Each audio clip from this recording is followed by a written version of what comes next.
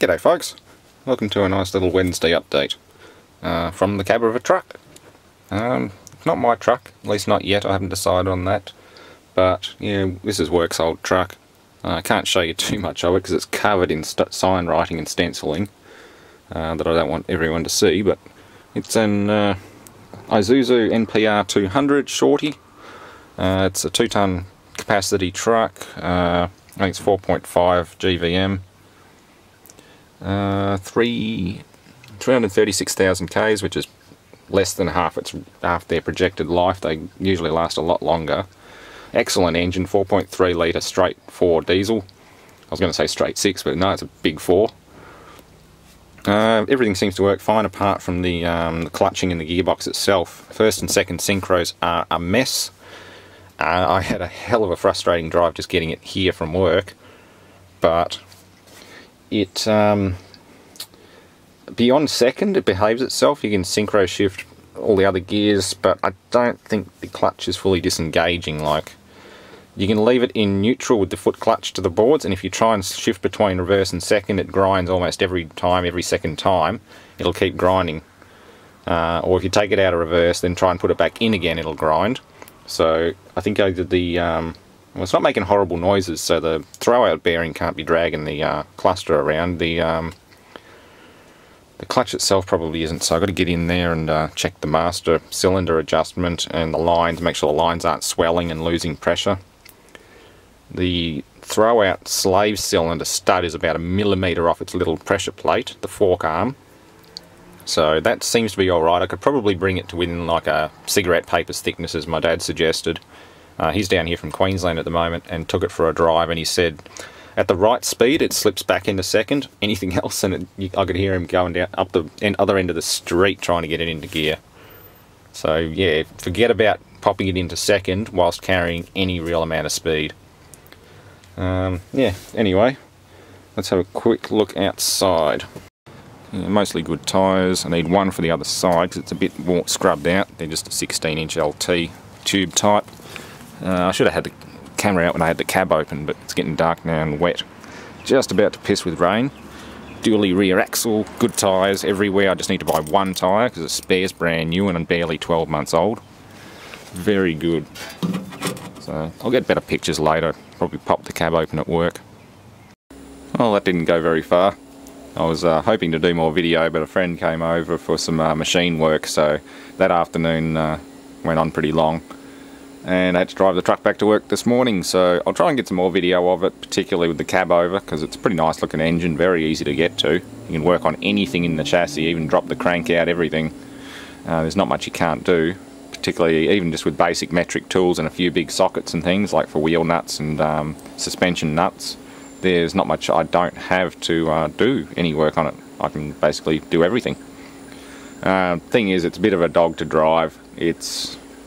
The gearbox makes it worse than it really is. I mean, trucks are trucks, they're not comfortable, at least particularly old ones. Newer ones are a lot more refined, but they're far from comfortable, and it just does its job.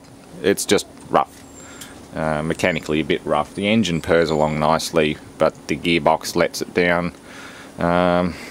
I did spend a bit of time talking to Alex. He told me to adjust the clutch pedal, which I did this morning. I got rid of about 25mm of dead play, which was about 2mm, 3mm at the rod end on the master cylinder. That improved things a fair bit, but it's too late for second gear synchro. That's gone. Forget about using first, even when you're not moving. It's certainly better now. It doesn't grind going into first anywhere near as much as it did, because it's not being driven constantly with your foot clutch to the boards. But it's a bit of a... yeah, she needs a bit of work, and I don't have the space in my yard, or I certainly don't want to be doing it out on the street, and I don't want to be parking her out on the street. I don't exactly live in the best part of town, so batteries and stuff would go missing if nothing's locked down. It's not good. So, not entirely sure. I haven't told him I'm not getting it. I'm not interested. I haven't told him I'm not interested, but I'll just see who I know and who's around locally who could accommodate such a thing. But even then, working on it away from home's a pain, because this is my shop and I've got all my tools and stuff here. Picking it up and moving it every time I want to do some work on it's not that good. So basically picking up a truck sort of outgrowing this property in a big way. I've already outgrown this property. I'm not looking at moving at the moment, but who knows, cheap trucks always do come up, but not often. Not for what I was going to pay, which is very little. The work does look after me. I was going to get a good bargain, but yeah, I don't know. Who knows, they might twist my arm enough that I buy it and just stick it out the back of Mum's place for a while. I'd hate to. I don't really want to, but at least if it's just there and it's drivable, it's better than nothing. So yeah, Isuzu NPR 200. I'll post some pictures in the description and you can have a look at them. I'll post a link to my Google Plus page with the pictures. Yeah, apart from that, just been busy with work and other projects and things. I'm going to get some videos going soon again. I've got a very old refrigerant recovery pump, an old automotive R12 recovery pump that's not functional anymore, or at least not usable anymore. My mechanic gave me that one just to tear down, so I'll tear that down for some fittings and things. And what else have we got? We've got a bit going on. I've got the Westinghouse out again, as you can see. We'll have to fire that one up. Yeah, revisiting some old projects. I've got Elise, the ML270, up on jack stands at the moment, getting... I've dropped the old spare tyre and everything out because it's just a useless donut. And tomorrow I'm driving up to town to pick up some identical rims. I'm getting 2 more of these tomorrow, $40 each, nice and cheap. I'm getting new brake lines coming soon, that's why she's still here. Lines are all capped off. I'm sent them off to get them reproduced by a company up in the city. So they're going to come back probably tomorrow, brand new. And then I've got to get it to my mechanic friend and get the rear shocks done, because I've got a brand new set of shock absorbers, lower ball joints, front steering rack ends and tie rod ends. Thankfully these are okay, because that's one cast piece that comes off and they're about $200 each. But they're alright, so they're good. I don't have to replace them yet. But anyway, yeah, there's a tie rod. This is just this typical double wishbone independent rear end, upper and lower wishbones, drive shaft, tie rod, stabiliser bar, and that's it. I mean, essentially, if you wanted to make it steer from the rear, you'd replace that with a connection to another steering rack. That's about it. You could almost steer it from the rear. The geometry is a little bit different to the front, but some cars, some performance sedans and hatches actually do have four-wheel steering. Not many. I think Nissan has one, but yeah, they have a second rack at the back. They don't the wheels don't turn as aggressively as the front ones, and they only turn at certain speeds, but you can actually steer from the rear. Just another interesting little fact. But yeah, donut's gone. It's actually quite cavernous in here, so I could probably put a extra diesel tank or a water tank or an air tank or whatever. They have onboard air, proper four-wheel driving stuff. I should actually buy all 4 of those other ML wheels and put some BFG mud boggers on them. That'd be cool. Second set of wheels with 4x4 tyres, like proper off-road tyres, not road terrain ones or highway terrain. Anyway, that's what she's up to at the moment. Not going anywhere. Was good to get the gurney out and blast all the muck out from underneath. There's the carrier. There was about a whole outback worth of dirt in it.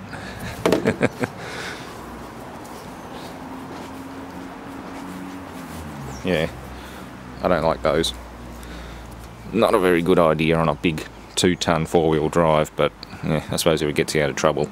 But the whole centre was full of gravel and mud and dirt, carrying around an extra 2 or 3 kilos of crap. What is it? Dunlop Space Miser. Has to be an American thing. I hate them. Full size all the way. I'm going to fabricate my own swing away carrier with a full size spare. Do it properly. Cut and polish, definitely coming up. Definitely needs it. And roadworthy and registration, which will be awesome. And more generators to play with. Lots of generators and things. We'll get up to no good when Julian comes over. Most of the time spent either launching ping pong balls at ridiculously high speed or playing with generators and high voltage. So yeah, anyway, tonight I'll do a teardown on this, an old CIG refrigerant recovery unit, just a pump part, and I will post a link to the truck pictures. I took them at work, so there's a lot of photoshopping getting rid of the graphics in the photos. That's why I couldn't show you much of the truck. It's just covered in sign writing, and I don't want the whole world to know where I work, so it makes it a bit hard. But yeah, it's a nice truck. I really wish I could get it, because it's one of those opportunities that's really hard to pass up. Considering work's knocked a lot off the price and they let me pay in installments, it's really hard to pass up. But it's not a good idea to be buying another vehicle whilst I'm still trying to get another one on the road. So I might let that one go. That and the practicality issues of not being able to get it, well, much further than the front of my driveway. My whole carport is 2.1 metres high, front to back, like from the shed to the street, or not the street, but the street part of the driveway, 2.1 metres. The cab is 2.2, so I'm stuck. I can't do anything. It's an old timber lean-to and garage, and I'm not tearing it all down. I mean, not yet anyway. This is a development property. They are going to bulldoze it. The landlord isn't spending a cent on maintenance, apart from critical stuff that the estate agency makes them do, like if the water heater blows up. As far as actual woodwork and leaks and stuff like that, they haven't done anything. It's livable, but it's getting to the point where if shit starts falling down, it's staying down. I'm just pulling it out. Anyway, I'll do another video on this one. 1904, made 2 years after English Westinghouse was established. They were established in 02. This one was built in, or installed on Phillip Island in 04, so it probably only made a year after. I imagine there would have been a fair lead time and production time, not to mention sea freight. Yeah, direct current. Bit of an oddity in its day, considering alternating current was becoming the norm worldwide. I guess small communities still wanted cheaper DC plants for lighting, and that's what they got. This was installed, I believe, in Cowes on Phillip Island, 1904, and it still works today after a bit of restoration. Thanks for watching.